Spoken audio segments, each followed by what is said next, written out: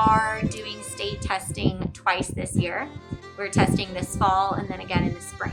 So for this fall, we will be testing on October 19th, 20th, and 21st.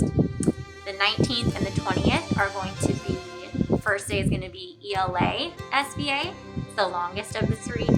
Then the second day on the 20th will be the Math SBA. And then the third day will be the WCAS, which is a science assessment. All 11th graders, like every single 11th grader, no matter what, is going to be taking the ELA and Math SBA. All seniors, no matter what, will take this WCAS assessment in their senior English classes on the 21st.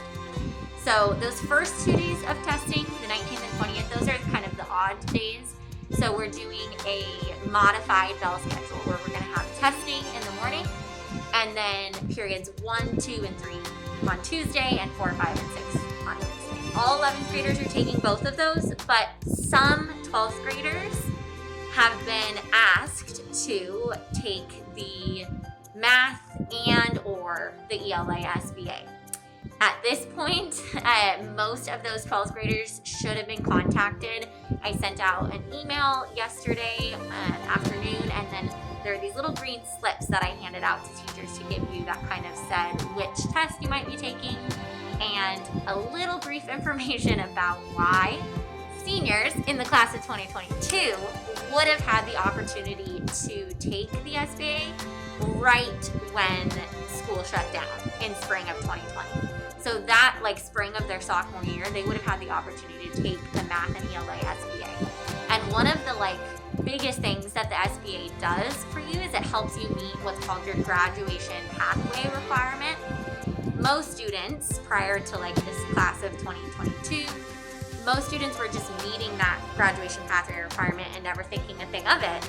But now that our seniors this year didn't get to test as sophomores, didn't get to test as juniors, many of them haven't met that pathway requirement yet.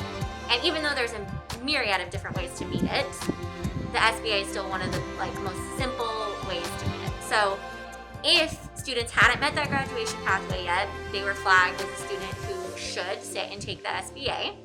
Or if students are credit deficient, so that could be didn't pass sophomore English or didn't pass Algebra 1, geometry, something like that. Because taking the SBA not only doesn't meet the graduation pathway requirement, but you can actually earn credit by passing it with a certain score or higher.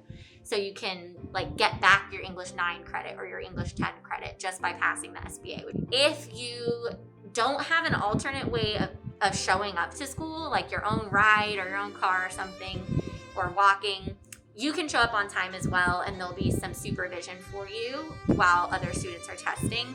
Otherwise, school's going to start at 10:10.